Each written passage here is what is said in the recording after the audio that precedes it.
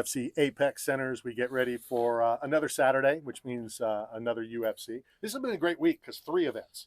Yeah, it's been great. You know, Dana White Contender Series on Tuesday, last night's Slap, which was awesome, and then this weekend's Jamie Pickett sitting down. How are you doing? Doing pretty good. How about you guys? Not too bad. Let's get the most important thing out of the way early. Happy early birthday. Oh, you remember? Oh, thanks, man. Appreciate that. I did not know you were gonna know that. All right. If that's the best, then good. We're done. Mic drop. You're the first one. You're the first one. All right. You know, it's important that there's always say hi and hello and all that kind of stuff. And your birthday's in what, a little over 2 weeks? Yes. Yep. Yes. Anything special after the victory on Saturday? Anything special you're gonna do? I'm having a cake made for myself. I'm having a Dragon Ball Z cake made for myself. I've always wanted one. No one ever got me one, so I'm getting myself one. Can I ask what that is? What's a Dragon Ball? It's anime. Yeah. Okay. I'm big into anime. Okay. So One Punch Man. Ah, Death Note. right. Okay. Got you. Yeah. I have no idea. I thought that was like an American sponge or something. Yeah, okay. I've been known to make phone calls. Okay. So before you order your cake, give me. I'll be home give me till like Wednesday, and let's see what can be pulled out of the Knockout Radio mystery. Okay. Never know what a good phone call does. All right. I'm gonna wait. You may have to tell me like flavors and how Right. you want the cake made. And Okay. I'm a big Publix cake guy. I don't know if you've had Publix is good. there. There, it is good. Yep. Let's talk about Saturday night at the Apex. We always ask the fighters. Yes, you love the big arenas and the crowd, and what's your thought on the Apex? Because I personally love watching it on TV when the fight's at the Apex and experiencing it. It's different, but I like it. I like the Apex too. It doesn't really matter. Both my wins I had in UFC is at the Apex, so Right. I'd rather fight there. Yeah, then it matters. Yeah. Dana, Sean, from now on, Jamie will fight at the Apex. Yeah, I'm not getting paid any more or less, so yeah, Well, whatever. we just had Chris Dorcas on, and we were just asking him about the opponent's coaches when you get there. Do you hear them? When you're in the fight, do you allow yourself to listen to what your coaches are telling you? Yes. But also have the ability to go, because Chris just talked about when he finished Alexei Olenek, he says they called it like a left jab. And he says, and I slipped it. He says, and I caught him, and that was the end of the fight. And the only reason I knew that was coming was because I heard the corner. Yes. Are you in the zone where you don't hear anything, or when you fight traditionally, are you listening to everything and trying to take it all? Yeah, I'm listening to everything. Compute it all. I'm listening to everything. Okay. But it's very hard to react that fast. I don't know. I mean, that's kudos to him that he did. But a lot of times when we hear our coaches say something, we usually do it right then because we know that voice. We train with it every day. Yeah. So how can you hear that, that voice? You might not know the coach's voice, but you can see his mouth moving, so you're that. And then somebody who, you always have those people and you don't really know. Do they know what they're talking about? Or are they from your camp as well? Because, Right. there's a lot of people that sit close and, that's my, do it. So how do I've won fights off people in the crowd one time. Really? Yeah, before I got in the UFC, I've heard them say things. It was like straight right is there. And I was like, I threw it, bow. I was like, oh, it is there. Yeah. Appreciate it, man. Did he become a coach? Did you now become friends Nah, with him? I don't even know who he was. He was just in the crowd yelling. I think he was drunk too. So We were obviously this is the thing. We were here for the Contender Series. We were here for Power Slap, and funny enough, we were chatting with Dana about the Power Slap and this whole thing that's going on right now, and we were just talking with Chris about the Power Slap and the kind of person that goes into something like that sport. And Dana had said something very similar about MMA. We said, people are going to Power Slap. They must be not right in the head. And he said, listen, I deal with thousands of professional killers. He says whether they've got great personalities, no personality, whether they're brash, whether they're quiet. He said to step into an octagon, he said there's got to be something in the head that makes you different to every other person. Yeah. What made you want to do this and make this a career for yourself? Was there a catalyst to go in, this is what I'm going to do with my life? To me, it was just like a way out, like a way to better myself financially and, be financially stable and get my credit back right. Had a few hiccups in life, and the UFC was. You never called that 800 number that you see the commercials for all the time. We'll help your credit. Yeah, scam. It's easier getting into an octagon than it is getting through to the Right. people. Yeah. And fighting is nothing I've ever like. even as a child growing up, my dad right there, he'll tell you I've been in plenty of fights. I've never been scared to fight anybody. Yeah. Fighting somebody to me is just like as natural as drinking water. Like it doesn't make me go, oh, should I fight this guy? Oh, what he's gonna do to me? I don't ever think about that. And I'm thinking like if I lose, I lose. But if I win, I win. But it's never been that. It's always been the excitement of it. I get real excited. Like my hair raises up. Yeah. I like that feeling. Yeah. Same as whenever I jump out of planes or ride bulls. Yeah. I get that same feeling. So that's why I do these things. Isn't jumping out of a plane or riding a bull easier? No. No. To be honest with you, the bull is the scariest thing because he got a mind of his own. Right. He what he might do. Do you ever allow yourself to think about what you'd be doing or what kind of occupation you'd have if you didn't have that kind of fighter's instinct?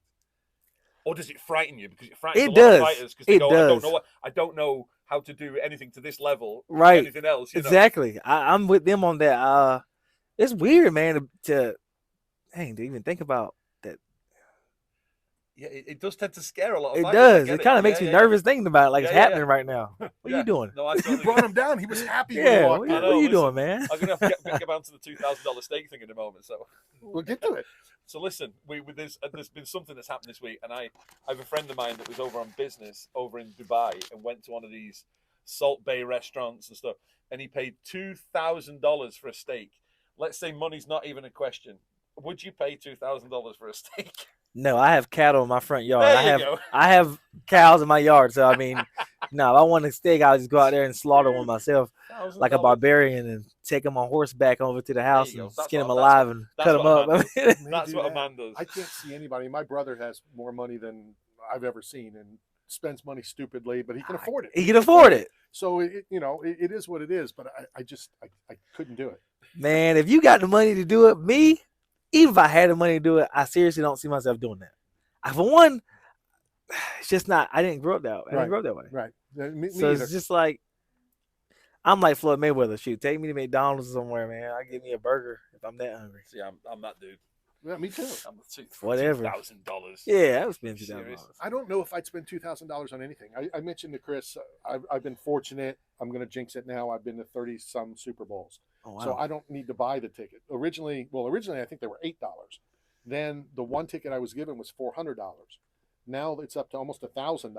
But you can't buy them. One ticket? One ticket, $1,000. I'd buy a TV and watch it at home. But then they're sold in the aftermarket for thousands, tens of thousands. Now, granted, it's easy to say that because I don't have that kind of money to say, no, I wouldn't do it. Right. If you have X, I just couldn't see spending that kind of money for anything. It's funny enough. Do you follow other sports? Are you a big sport guy, or are you strictly into the fight game?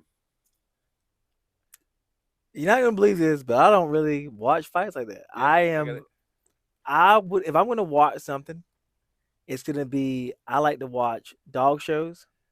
I like to watch bull riding. I like to watch, extreme sports like Supercross, motocross. Like I'm got you. Okay, like the Red Bull series. So the Red Bull stuff. Yeah. Okay. Maybe you can help me then, because I've always struggled when that dog won America's Got Talent.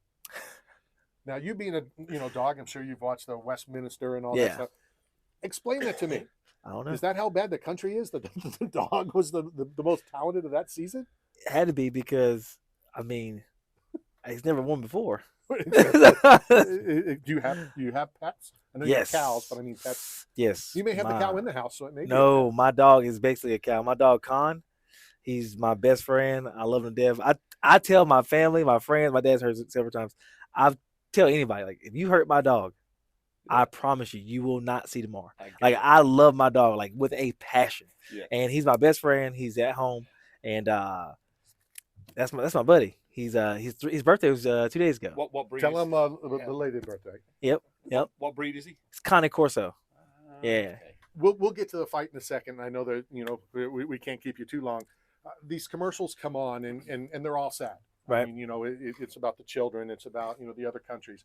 And my wife would just we're busy. We don't see it. But if that dog one comes on, chained up, right? Change that thing now. Right. Or she'll throw the thing. It's sad. The song they got with it.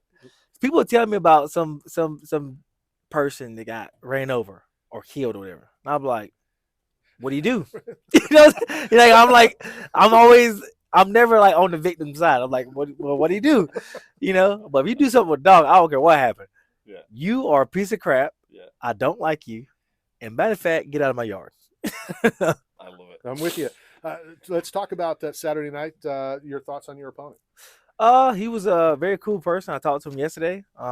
Very tall. We're gonna have a good time, me and him. I am. I plan on having a good time. But he's a cool guy. After the fight, I'll buy him a beer if he wants one. We can have some food together. I don't care. Can I ask? Because we've got the Ultimate Fighter on. We've had both. We had Jason Knight and we had Kurt Hollabar on, and I don't know if you've been following enough. Obviously, if you're not a big fan of watching the sport, you probably haven't seen the recent episode. They had the most unbelievable battle, these two. But before they fought at the weigh-in, they prayed together. They then agreed to stand and fight, not go to the ground. Dang. Which we see all the time. People, but my opponents don't listen. Right. But they agreed. They agreed. And keep grabbing me. The amount of kind of love and respect and honor that these two guys had for each other before and after, and even in the ring, and obviously, and this was just a complete and utter battle. Do you find it easier to kind of dislike the person you're fighting, or don't you care? Because some people need that little fire, in the belly to go, I really don't like this person, and I'm going to show you how much I don't like them. And as you said there, you've just kind of met up and you go, listen, afterwards I'll buy you a beer. There's no problem with that. It's just business. Yeah, I'm cool with everybody, man. I just understand you have family just like I have family. You want to provide and make a way for people behind you the same way I want to do. Like, my biggest thing is my family. When I say my family, I mean my whole family. Sure. So in my mind, how I look at it is all the kids coming up under me, they were better say, my uncle, my cousin, my brother, he's Jamie Pickett, he did this, he did that. Yeah. I can do it. I like that. I like the motivation. Yeah. And if I see somebody do good, like the guy that beat me, he's fighting his card. If he wins, I'm not mad. I'm happy for him. Yeah. Whoever wins, I genuinely like to see people do good. So, I don't want you to beat me. And I'm going to do my best to beat you, but I understand you have to make your legacy and pass down your legacy to your family, your children, and you got to provide for your kids. So your job is to take my head off. So if you take my head off, I don't like it, but at the same time, I understand. Kudos to you. Yeah. But at the same time, I have the same thing on my end, and my job is to get you out as quickly as possible so I can do that. Not that you need motivation, and we'll end it on this. When you get in the octagon on Saturday, just think your dog needs to eat the next day. Right. That's all you need to think. He needs kibble, and he's 145 pounds. He needs lots of kibble. Fighters always say, you're taking food off my family. No, we love our family. You're taking food out of the dog. Khan needs this. Dana, thank you very much for your time. That was awesome. We have your address. We're going to send you a care package from 8 Man Strong, as well as some stuff from Bucked Up Energy Drink. Okay. Awesome. Thank you. Enjoy it. Have fun on Saturday.